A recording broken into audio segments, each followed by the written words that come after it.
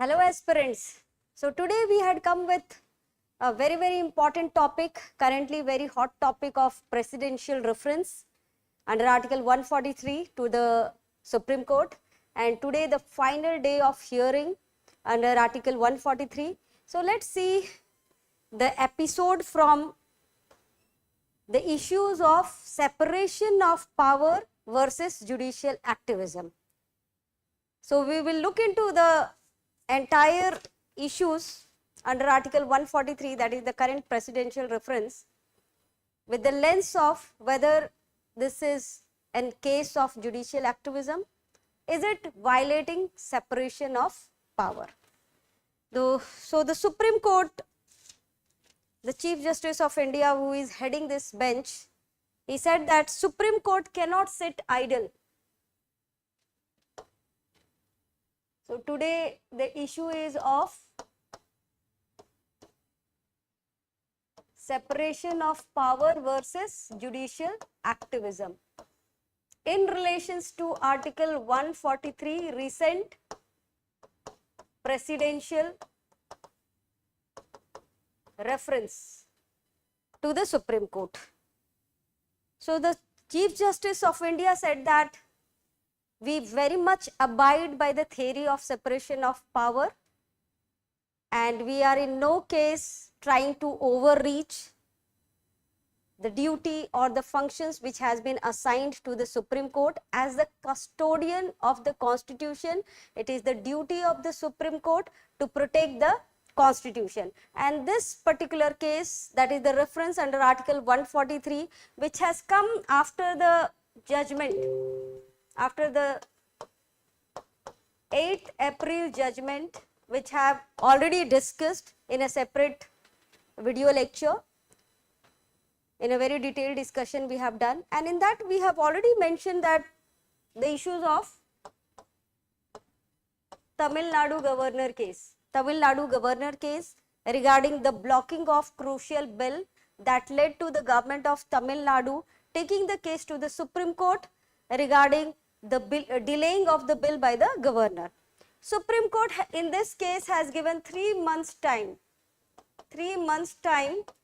within which the governor and the president, they must sign the bill under Article 200 and 201. 200, the governor, they must decide the bill, fate of the bill within 3 months, and if goes to the president, the state bills, he or she must decide, the president must decide within 3 months. So 3 months time frame has been given. Now after this we have already seen, but just let me give you a brief idea about the entire episode. So under Article 143, the president referred the case to the Supreme Court itself, that whether Supreme Court can dictate the executive, that is the president and governor, to take action on the bill within stipulated period of time, whether Supreme Court going against the separation of power or it is a case of judicial overreach or judicial activism. So in this context, the Chief Justice of India who is heading this bench, constitutional bench, regarding under Article 143, the presidential reference, Supreme Court has already said that we are not overstepping our role. It is our duty as a custodian of the Constitution to protect the Constitution, and the governor, as per the Supreme Court, the governor cannot stall the state legislative bill for indefinite period of time, cannot sit over the bill in an indefinite period, and Supreme Court cannot remain a powerless spectator to just wait and watch. They have to take action, and under Article 142, Supreme Court has power to pass order, decree or judgment to do complete justice. So under Article 142 only, the Supreme Court passed April 8th judgment that the governor cannot indefinitely sit over the bill. They have to take the action within stipulated period of time, and that is what 3 months has been said. Now let's briefly understand, because two issues are involved here. Issue of separation of power and judicial activism. So let's little bit know about the concept, what is separation of power, and whether this particular act, April 8th judgment, goes against the separation of power. So what is separation of power? It is the where there is a division of role, responsibilities and functions among the various organs of the state, where there is a division of functions, roles and responsibility among the various organs of the state. The three organs of the state, executive, legislature and judiciary, the power, functions and responsibility must be divided among the three organs. There should not be concentration of power in one hand, otherwise it would lead to, if there is absence of separation of power, it will lead to what? Tyrannism. It may lead to tyrannism, authoritarianism, totalitarianism, where the liberty of the people may be jeopardized. Liberty of the people may be jeopardized. Individual liberty may not be protected in a system of authoritarian government.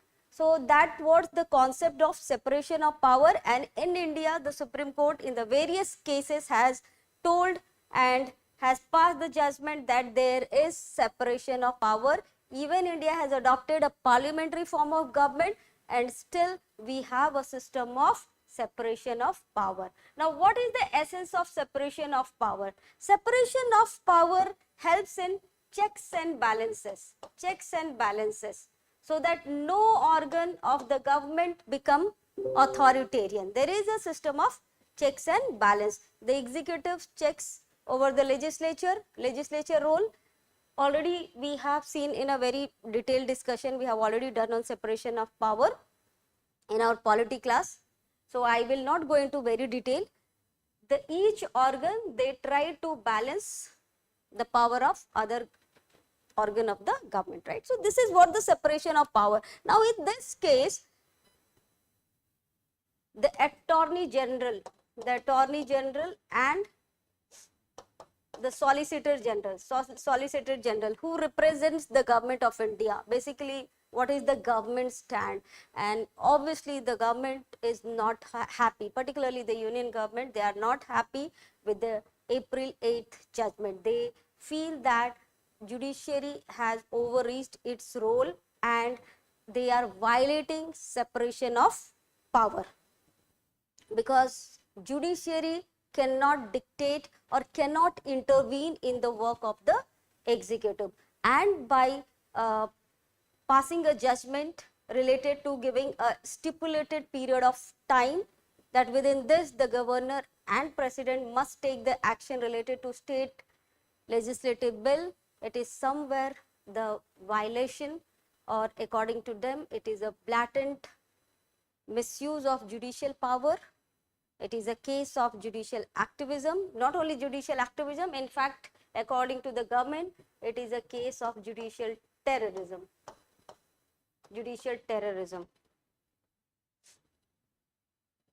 So both the case, the judiciary, they have their own stand, the government, they have own stand, and we'll see how the final, obviously the judgment will come from the judiciary. We'll see how things are being balanced. So having understood about separation of power, particularly related to this case, what is judicial activism? Let's little bit understand about the judicial activism as well.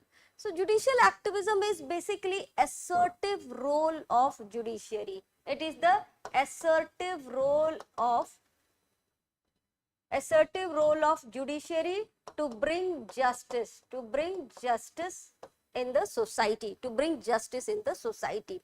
So where the legislature and the executive had somewhere not done their work properly, in that case judiciary can intervene, or where there is a gap on the part of the executive or legislature in discharging their duty. In that case, judiciary can intervene, because it is the judiciary who is the custodian of the constitution, and it is the judiciary who is the protector of people's right. So being the custodian of the constitution and protectors of people's right, judiciary has a right to intervene in the work of executive and legislature if there is any lapses on their part, and that cannot be considered as judicial overreach, or that cannot be considered as violation of separation of power. So now let's look into the entire episode. We have understood the basics concepts. So let's look into what is the government stand and what is the judiciary stand. Let's look into that. What is the government stand? Stand related to April 8th judgment, and then what is the judicial stand. So as per the government, the union government, obviously the state governments, they are quite happy with the judgment, but the union government, they are not happy with that, and they said that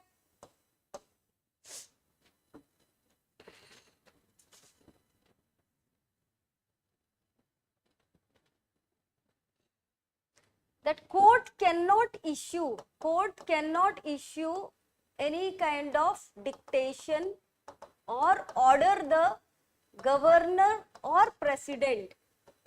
They cannot basically issue mandamus. So what is mandamus? Mandamus is an order, it's a writ issued by the court if the public functionary, they are not discharging their role properly, right? If the public functionary, they are not discharging their role in a proper manner, the Supreme Court can issue the writs. That we have already understood when we were doing the fundamental rights. Now, it is prohibited that Supreme Court cannot issue any writs to governor or president, particularly mandamus. Mandamus writ cannot be issued to the governor or the president, because anyway they take the action on the advice of Council of Ministers. They are not the real executive, they are the nominal executives. So therefore, mandamus cannot be issued against governor or president, and the order of 8th April judgment amounts to issuing of mandamus to governor and president, right? This is the one issue that has come from the government, that government cannot issue the mandamus writ to the president or governor. Further, the government stand is also that Supreme Court cannot interfere in the role of executive. Supreme Court cannot interfere in the work of president or governor. Here the executive is president or governor, so they cannot interfere. Further, the government stand is also that there cannot be one size fit all. One size fit all. Because the Supreme Court has given 3 months period, right?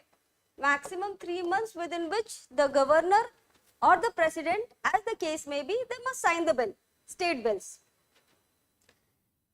So the government stand is that there cannot be one strict time limit, because some bill may require more deliberation and they may require more consultation, hence more time may take.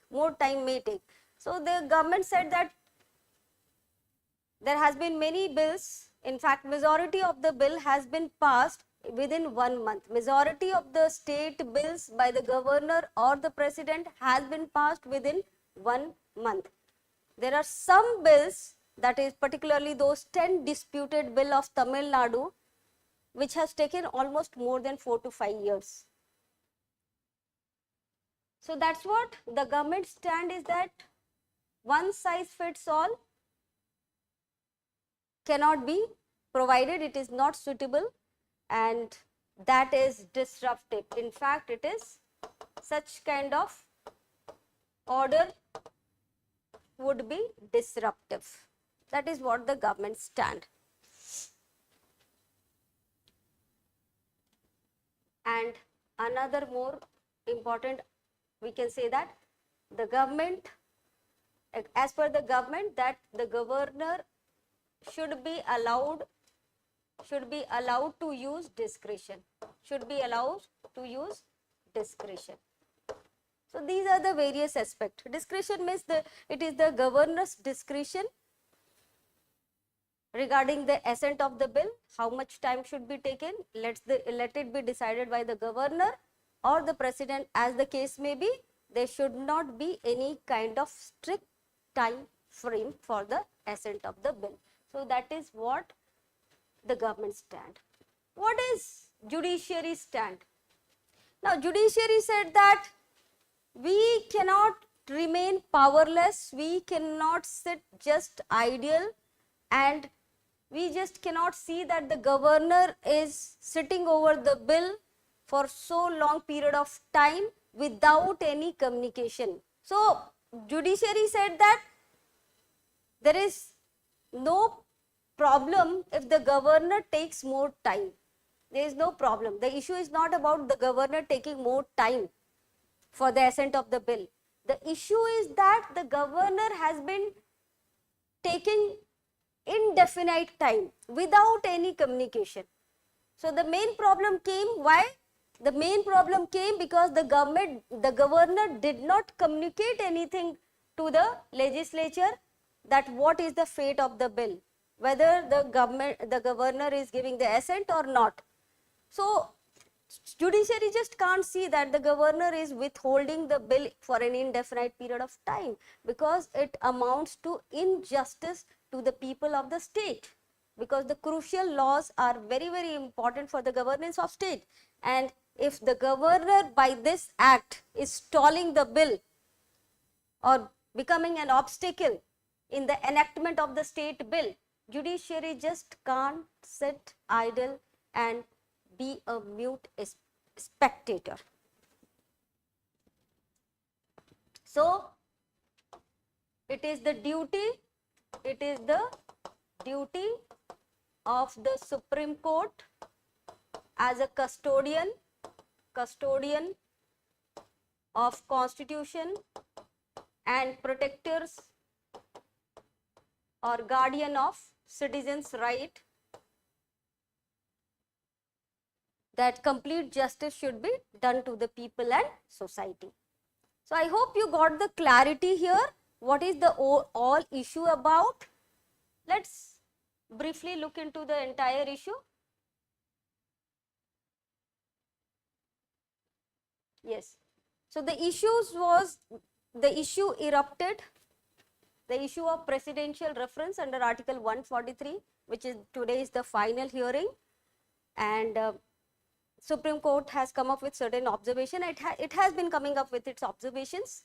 So this entire issue started with April 8th, 2025 judgment, where the Supreme Court has passed an order that the governor or the president, as the case may be, under Article 200 and 201 respectively, must sign the state legislative bill within 3 months.